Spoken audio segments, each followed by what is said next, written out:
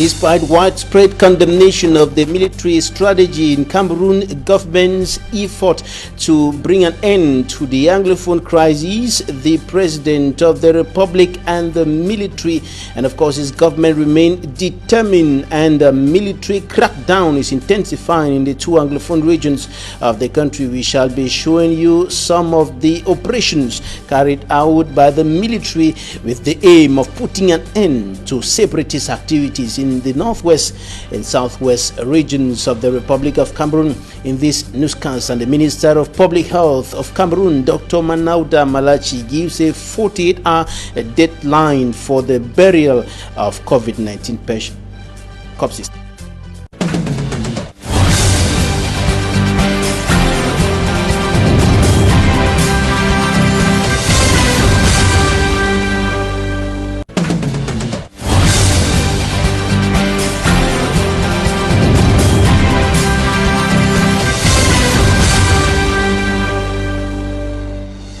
Thanks, ladies and gentlemen, for staying with us on this edition of the 6 p.m. primetime newscast on Equinoxe Television, live from my headquarters in Cameroon's economic capital, Douala. I am Babla Jonathan, and we're beginning this newscast in the northwest region of the Republic of Cameroon, one of the two Anglophone regions hit by a socio-political and security tension for close to 4 years today. And the military continues with its crackdown on separatist activities to put an end to all the activities of pro-independence fighters in the two Anglophone regions of the Republic of Cameroon. Before we bring to you that report, we'll talk about complaints from transporters and business persons who are raising concerns over some illegal activities of some elements of the National Armed Forces. They are complaining over what they consider as harassment from security and defense forces. Take a listen to one of the drivers and the response of General Valer. He is the commander of the 5th Joint Military Region. The road are too bad. After the road, it came back to our own various town with too much control. We have too much control inside the town. We don't know that the controls are just for drivers or they are for other things. We don't really know why they control inside town like this. Because from Douala we have controls. Too many controls from Douala to Bamenda. But when we arrived at Bamenda town, we discovered that the control inside the town, they are much than the one that we saw in Douala Road. So the thing is too confusing. We don't really know what is happening. And that's how we spend. With the bar road, we took the truck to the garage, we spent everything. It just looked like we are not doing anything. After all, we have paid the documents of the truck. The military, they are not able to control it. They say that they don't have time to control the document. We don't really know what they want from us. For example, when I carry along to this truck, my money to spend from here to Linde, I spent 200,000 for control. Cameroonians and Nigerians, traders and businessmen came to my office, and then we held a meeting. And then they informed me about the harassment they were receiving from our men in the field, asking them to lose some money, for them to clear the road. I've given, as you heard, special instructions so that you organize teams of people who will be checking this in civilian attire, and those who will be caught, the military, the gendarme, or the police, will be caught carrying out such activities, will be severely punished. The President of the Republic of Cameroon, Paul Biya, said that those who will refuse to drop their guns, come out of the bushes and return to the normal life trend, referring to separatist fighters in the northwest and southwest regions of the country, will face the heavy arm of the military and a military crackdown that has been going on in the two Anglophone regions of the country for close to 4 years today. While the crisis deepens further, the soldiers are crisscrossing the two Anglophone regions of the country, moving into some of the interior parts of the two regions, and the two regions carrying out raids with the aim of bringing to an end all separatist activities in those two regions, despite widespread condemnation of the military strategy being implemented in those two regions, and they call for a ceasefire by national and international institutions, including the Secretary General of the United Nations Organization. For me, I'm from Sanda Hasmo.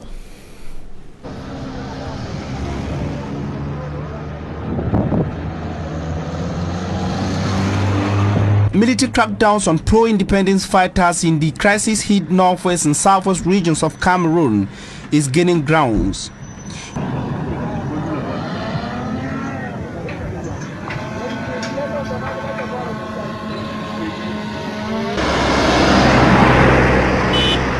In the northwest region, the military has embarked on an overall offensive against separatist activities.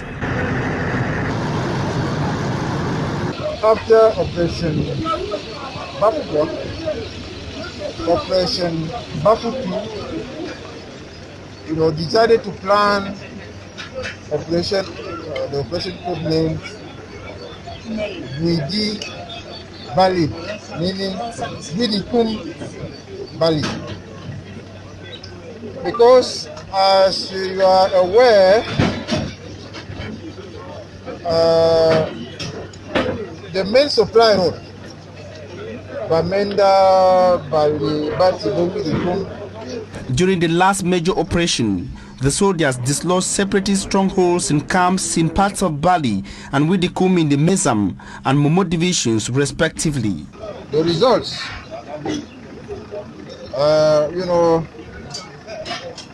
you had 13 ambers sent to heaven. They were sent to heaven. I don't know. They were not killed. They were sent to hell, right? They were sent to hell. And a lot of equipment and material were seized from the ambers. The camps were destroyed, where they are manufacturing those IDs. And you've seen, I would like to mention that machine gun that you see there, which those guys took from our guys in 2018 at Ambo, and even killed one of our soldiers. So it was a challenge for us, for the soldiers, to take back this gun, because for those who know what is this machine gun, it's very deadly. I also have that anti-tank RPG-7. The soldiers in the operation reportedly killed more than 10 separatist fighters and seized several weapons and equipment. Soldiers of the Paratroopers Battalion and the Amphibious Battalion conducted a raid in the locality of Bokam in near Gajakiri, and they sent to hell. Is it to hell or to heaven? What is it? We sent them to hell, right? We neutralized 11 of them, also took around 10 Dane guns. And last week also, the 53 Infantry Battalion in Wum, also conducted an operation around Zwa, and then they disrupted the main camp there and seized around 10 men. Before the operation, codenamed Widi Bali, the military raided parts of Chakiri in the Bue division and Wum in the Menchum division. Despite widespread condemnation of the military strategy being implemented in the quest for an end to the 4-year-long Anglophone crisis, the government of Cameroon has remained determined to put an end to separatist activities in the northwest and southwest regions for a return to normalcy. The Public Health Minister of Cameroon, Dr. Manauda Malachi, has given a 48-hour deadline for the burial of COVID-19 corpses. The minister has given guidelines on the management of COVID-19 corpses in the country after some incidents provoked by the poor management of the corpses of persons who died of COVID-19 in some health amenities in Cameroon. Smanjikan Gebre has more. Vous tirez ça comme le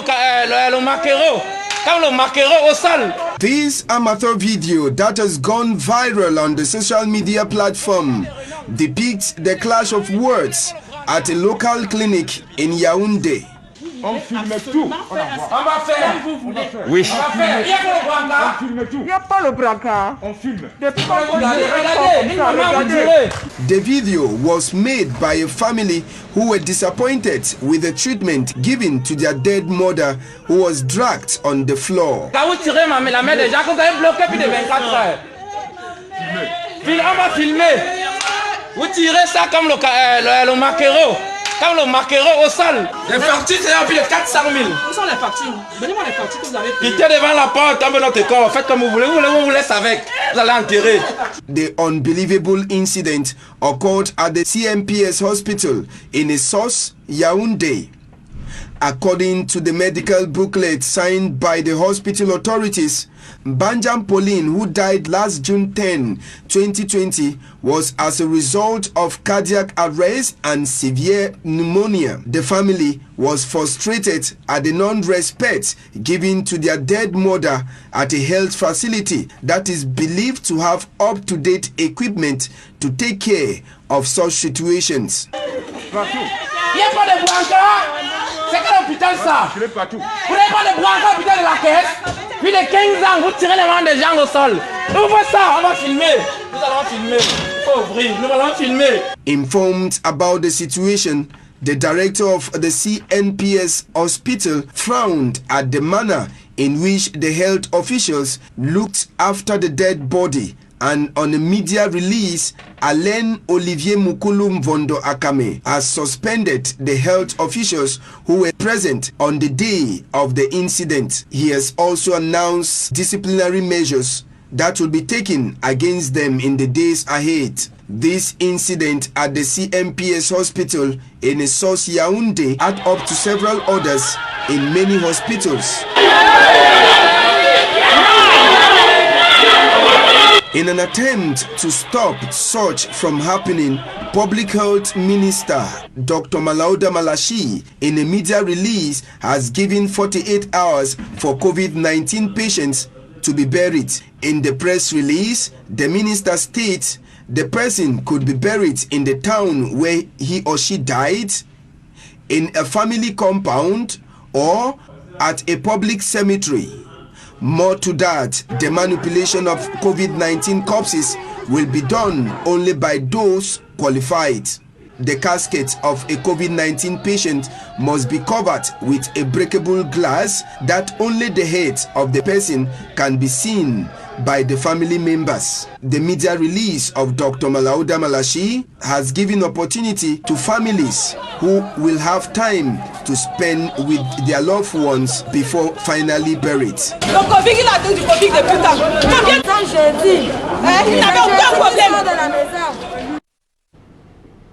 And Cameroon is now counting more than 10,000 COVID-19 cases, at least over 300 deaths, and over 6,000 recoveries, over 6,000 persons who have been successfully treated of coronavirus in the Republic of Cameroon.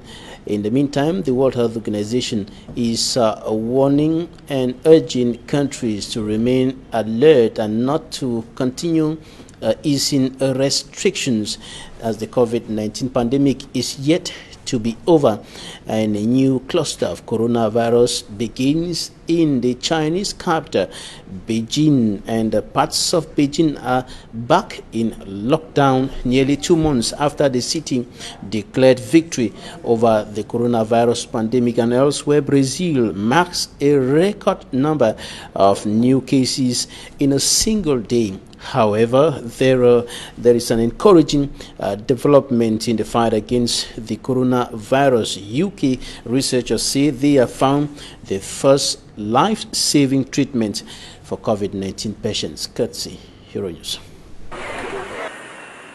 Chinese authorities have shut down schools and universities in the capital, Beijing. It's the latest move in the rush to control the city's coronavirus outbreak, which has been described as extremely severe, infecting more than 100 people.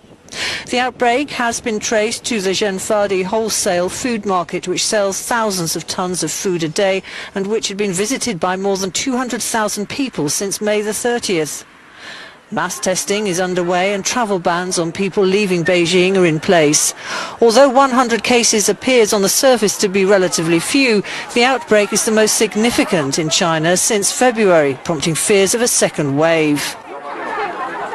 In the UK, researchers have announced a medical breakthrough. They've found that a cheap and widely available steroid can help save the lives of coronavirus patients.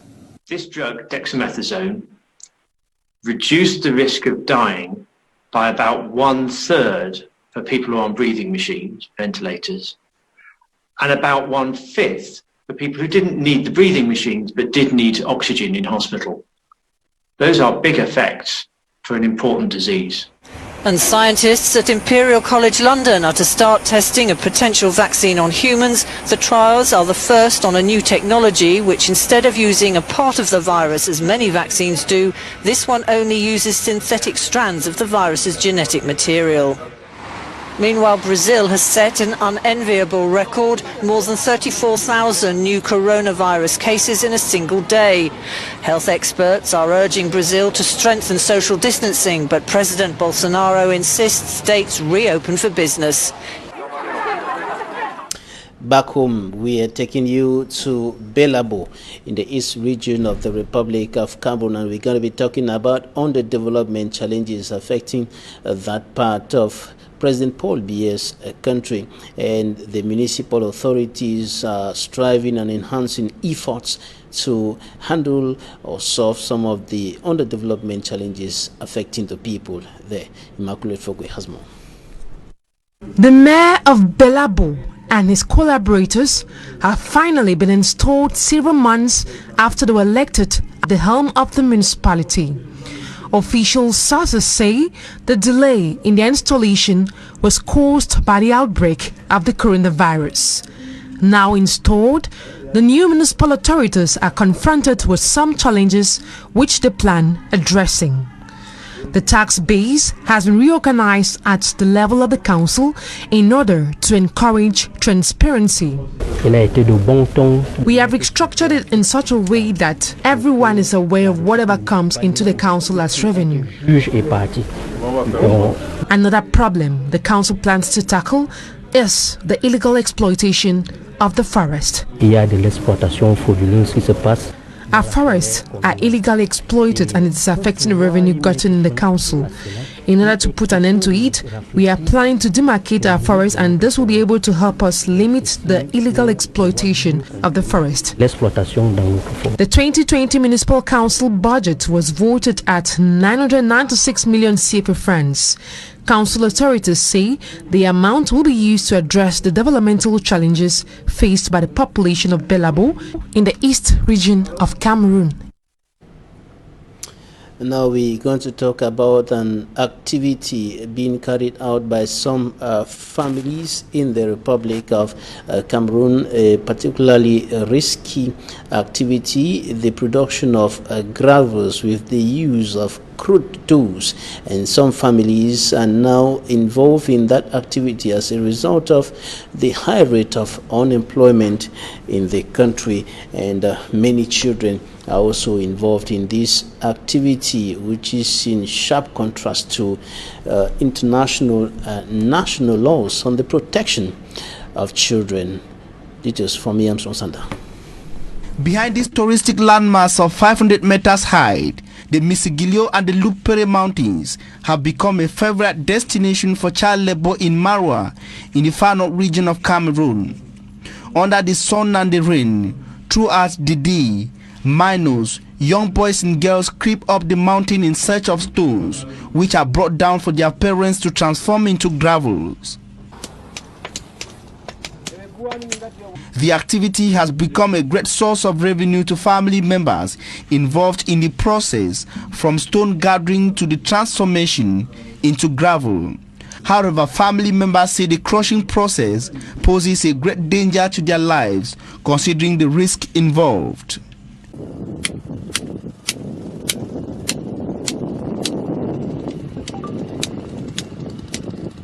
With an extreme ignorant determination to make a living from the risky activity, adults and kids have seen their loved ones killed by huge landmass on several occasions. The most recent tragic incident on the spot is that of a young girl who got buried by huge landmass under the helpless watch of family members.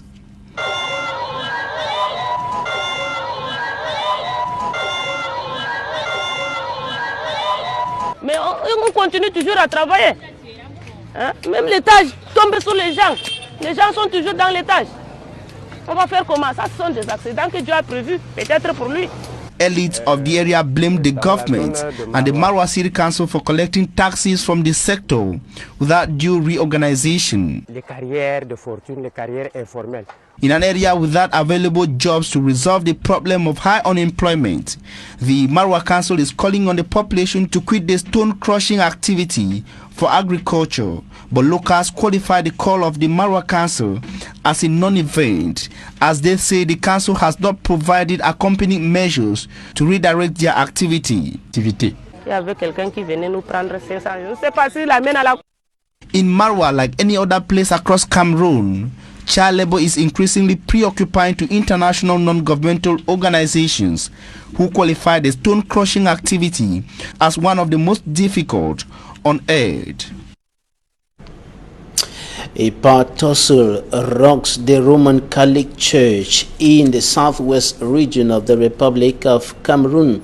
Reverend Father George Nkeze and the Apostolic Administrator of the Boya Diocese, Bishop Michael Bibi, are now at dagger's drawn over the presidency of the Catholic University Institute of Boya. Derek Jato reports.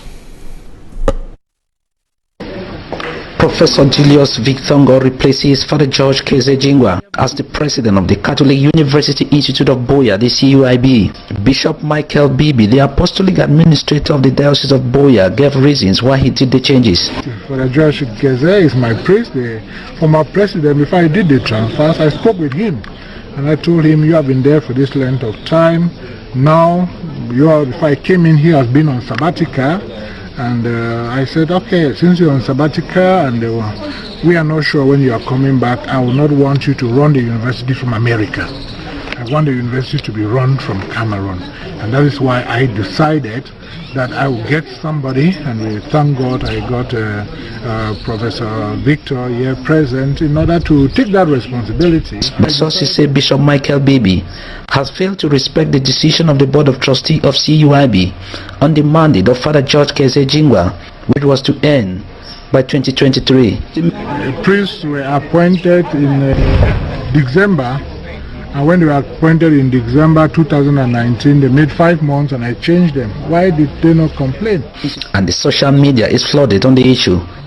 The social media has been on it. I know they have questioned my authority as the apostolic administrator. And that the Board of Trustees seem to be at the center between Bishop Michael Bibi and Father George Kezejingwa, the outgoing president of CUIB. To give the impression that I'm not obeying the board and that I'm not obeying the statutes. Who obeys who here? Is the board officially appointed by the Holy Father to take care of this diocese, or is Michael Bibi?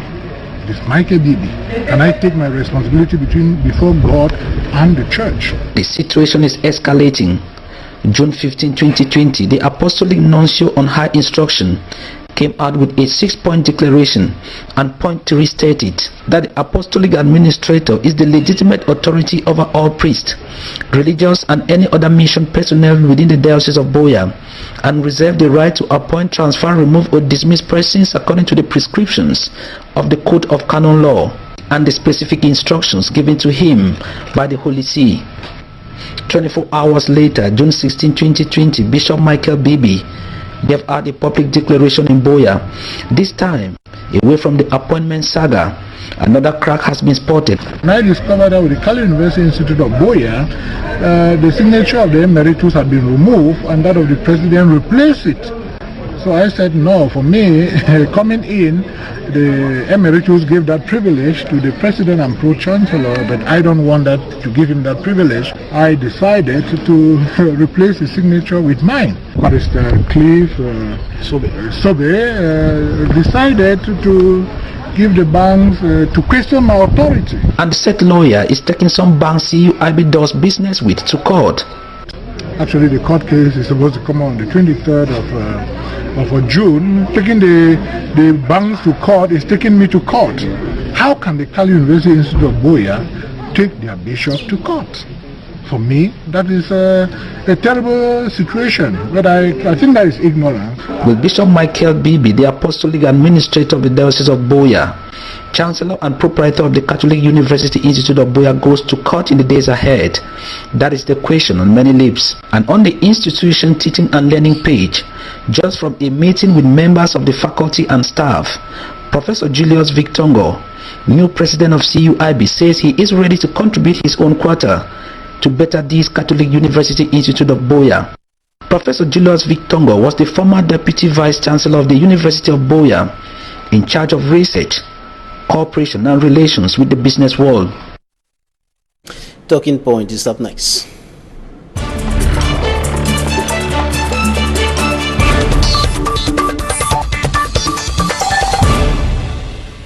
We're receiving an entrepreneur today.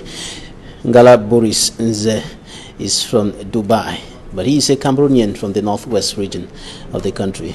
You're welcome. Pleased to meet you, Mr. Babila. All right, you're a Cameroonian from Ndop in Ngokutunje division, northwest region of the Republic of Cameroon.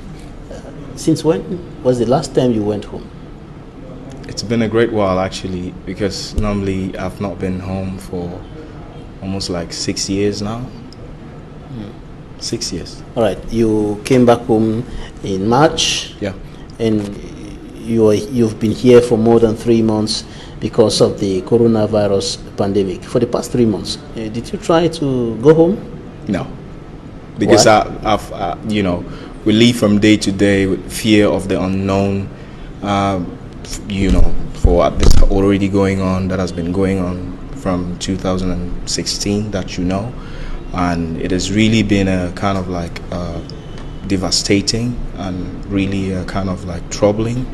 So I feel very insecure to go home. Though I miss my family, yes, I miss my grannies and all of them, but at the same time I feel very insecure to go home. When you look at the situation back home today, what do you think should be done? It is actually hurting, especially to us diasporans. I mean, you know, when you're going to work early morning, maybe you're going to work, you're scared to even check online because you don't know what news you will see next. You're just leaving like, just, you know, whatever happens. So we live in fear. All right. What information are you receiving from the people back home, the grandmothers, fathers? Brothers? I mean, several people, family members, friends and loved ones, they've told me not to even think of coming home because they don't want anything to happen to me. Yeah. So they told me not to even think about it. Like, let me just be. All right. You've been in Cameroon, like I indicated earlier, for more than 3 months, and you're held back here because of the coronavirus pandemic. Is that you're right. It's you know, it's something that has been a global pandemic, and you know, we're not exempted from it. So whatever had been the consequences, each and every one of us, we had felt it, and nobody in the world would say he has not been affected by it. So it's really been. What's been the impact of the coronavirus and the fact that you've been held back here in Cameroon for more than 3 months? What's the impact on your business, on your activities? It actually slowed down everything, like, you know, but I took advantage of this time, you know, just to do a little bit more of reflection of re-strategizing, you know, just a little bit more of, you know, building up my team and trying to make sure that we get things done once, you know, things get back to normal. So it's really been, on the other hand, it's been very negative, but on the other hand, it's been very positive, I can say. All right. In terms of revenue, in terms of income, in terms of finance, it's been all stagnant. What is some of the fallouts of the coronavirus, or better still, what you've lost because of the coronavirus? Millions. We've lost millions. Yeah. Millions, not just in francs CFA, in dollars. Like, we could probably, me, I'm an entrepreneur, so I meet a lot of people and we deal with contracts. So for instance, if I'd signed more than 5 contracts right now, I'll be talking good money, but because of, you know, the coronavirus, we've been stopped. All right. What's the nature of your business activities, and how does the coronavirus impact the chain of production of either services or goods and so on? Okay, you know, we provide services to people, so we have to like hold meetings and stuff, and it will all stop, like no meetings. We couldn't hold meetings with people. If you want to do a meeting, you have to do Zoom calls, and it's very, very difficult to go along because you know, the network issue everywhere, it's not really very good, the network issue, and especially here in Cameroon. Yeah, especially here in Cameroon. So, countries. yeah, actually it's been very difficult to get across to clients, to get across to investors, because we deal specifically with investors, those that are interested in investing and securing a better future. Are they still coming in numbers who want to invest and so on, or they're simply shut down? Or? Yeah, recently we've had a lot of emails from people left and right, and they're showing interest. They're, you know, like, you know, waking up, they want to invest, because irrespective of the coronavirus lockdown and everything being shut down, yet we still have to do something. Somebody has to do something, and here we are trying to get something done. All right, so now back in Dubai, where you were activities flowing in full gear? Or? No way. It actually was very difficult in Dubai, because at a point they declared 24 hours lockdown, 24/7, you know. That means if you have to go out, you have 3 hours of going out, and it should be like to a pharmacy or maybe a supermarket, from what I've heard from people. So it was really very, very difficult for them, actually, you know, within this time, within this period, because they were doing a kind of a general sterilization of the whole city. So that makes it very difficult for those that were residents there. All right, so you're waiting for the coronavirus to give way, so you can go back. Yeah, airports are open. Grateful for, you know, the airports are open right now, and I'm just trying to do 1 or 2 things, put my things in place, then I'll be on my way. All right, when you look at what the government of Cameroon has been doing this far, all the measures taken, all the efforts to bring down the curve of coronavirus, which has continued rising over 3 months, more than 3 months today. What do you think about what you're seeing around you, the attitude of people, the response to the coronavirus pandemic by the authorities and so on? I think preventing coronavirus is all about, you know, sensitizing the people. It's about being conscious.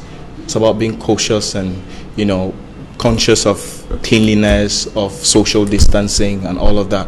The government will do what they do, because normally they don't have I will not say they don't, but I would say the government in power risk to give Cameroonians subvention if they have to lock people down, of which I don't think the government is ready to do that as of now. So it's all about the population out there to know that they have to be conscious of cleanliness, of social distancing, and trying to do what they have to do in order to survive throughout the season. Lockdown will be a pretty difficult thing in Cameroon, looking at the socio-economic situation of the country and the people who are living on a day-to-day basis and so on. It's really been a very difficult situation, honestly, from what I've seen people go through.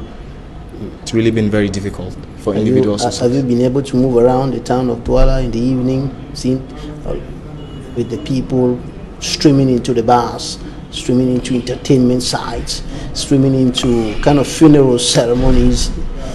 That is where I mourn, that is where I cry, because honestly, when you look at people, they don't respect social distancing. There was a time I went to I was just passing by Sonel, this place, and you see people like flooding in, and there is no social distancing. People are just, there's a whole mob of people. It was just heart aching, because normally when you look at it, if actually one person get contaminated, the way Douala in particular is congested, then more than 100 people risk to get contaminated. Right. So there should be some sort of responsibility. The head of state and other authorities have called for greater responsibility, greater discipline, or greater responsibility on the part of the population, but that seems not to be happening. What do you think about crackdown? Some people are saying that there should be crackdown. No, people should be arrested and so on. No, you cannot impose your ideologies on people that ought to be taught, that ought to be cautioned, that ought to be corrected. You cannot impose that on people, because each and every human being has this power in them. When you crack them down, they will crack you back. Yeah, so you have to use a more convincing way in approaching people and making your ideas known and making them adopt your ideas. I think that's the best way. It should be communication. Yes, proper communication. You use an expression there which is quite interesting. If you crack them down, they'll crack you back. They'll crack you back. Yeah. And the military is cracking down in the northwest and southwest regions of the country, cracking down on the separatists, cracking down on the pro-independence fighters in Balinyama, in Wedikum, in Bafud, in Jakiri, cracking down on them everywhere. Do you think that's responsible for the crackback, so to speak? Mr. Babila, honestly speaking, the government cracking down on the people, on civilians, be it on the whatsoever fighters, I would want to say that it's actually not the best option, I would say, honestly, because when you get to a family, you kill a father of that home, you're empowering the child to grow up, to stand up and to fight. And so the whole generation can fight till the next generation. So I don't think it's the best way to settle scores. It's about, coming to the table and getting things done. Speak it out, settle it there, and accept your differences, but at the same time you have to agree. And the agreement is what is quite difficult to come by. Some Cameroonians sat together in the major national dialogue. Some recommendations were made, some are already being implemented, but the solution is not coming forth. The killings continue, the destruction of practice continues. Mr. Babila, honestly speaking, the power is the power of this country relies on its citizens, right? So those that are in power, the politicians and all of these people, the first question when you look at the dialogue that you just mentioned is, who was on that table? Were there politicians? Were there people that were in power and that are supporting this very regime and all of that? So you get to understand that few people that are already in power get to agree on some certain things, and they want to throw it to the population. They want to throw it to the people. Like, you know, you have a dog and you want to throw some crumbs to that dog. Normally, we were not dogs. We're not dogs. We're human beings. You ought to treat us much more better. You know, the people will not accept it, and people will not take that. And when they don't take that, what happens? In as much as they have that willpower, in as much as they have that idea that cannot be killed, you can kill somebody, but you will not kill their idea. So their idea lives on to another generation, and the generation keeps fighting. The main thing right now is looking for a way to solve this, to bring a solution, to bring an end to this crisis, which is sitting on the table, not with the people that have been there, but with the people that the people recognize. Because there's a word, the people that the citizens, that the English-speaking people recognize, they acknowledge as their leaders, not some political figures. It doesn't work, and it will never. All right. Who are you referring to? I'm referring to Dr. Sako. No, I'm referring to people that have been here on the ground trying to solve the problem, which has not been solved so far. Leaders recognized by the Anglophones. Yeah. All right. Do you have a last word before we go? Yes, as an entrepreneur, I would wish to encourage each and every young man, young woman out there to, you know, keep moving, believe in yourself. I started a company. We started a company. It's not about me, it's about us. We started a company, Boris Bison, and we're based on real estate, like property investment, and we do hospitality as well, in as much as we have you know, in the industry we have agriculture. So I would encourage you to start something, do something, irrespective of the corona, the crackdown, the Anglophone crisis. Just go on and do something, and you know, you will always win. Just believe in yourself. That's one thing I want to say to all the televiewers out there. I love you. Thank you. Yeah, that's sounding too good in the ears, but in the practical phase, some of them will tell you that this is not easy here. We don't have any money to invest. We don't have any money to eat, and things like that. Yeah. How did you manage to pick up from on a very strong foot? Because when I look at you today and what you've been able to establish, there's an indication that you picked up from a very strong foot. Okay, there is this saying that I said to myself one day, Boris, if you don't do what you know will do you. Meaning, there is something you know that you can do. There's something you know that you can do, and you can create impact. You can make a difference. There's always something that you can do. So every day of your life counts. You have to start doing that thing. And if you don't do what you know will do you. For instance, if I know that I'm going to carry maybe some vegetables to the market and I get some money, that will help me to improve my lifestyle or my condition on whatever way, and I don't do it, probably poverty will do something to me. I already know that. So what has been my motivation is that I do what I know. I believe in myself, no matter whosoever doesn't believe in me. I just believe in myself. I go on and do it. I start something, and there will always be people that will come along to help you. People are watching me out there. I mean, I have people watching me out there. I know of people that have been with me, that have been supporting me right over there in Dubai. They have been supporting me at the start of the company. They have been giving me favors, and I'm grateful, forever grateful for them. But they would never have supported me if I didn't start something. All right. Gala Boris Ze, do what you know you can do, or what you know will do you. Start working, or poverty will civilize you. Thanks for coming. Thanks for joining us today. My pleasure. My pleasure. Thank you. Thanks, ladies and gentlemen, for staying with us. That's it for today.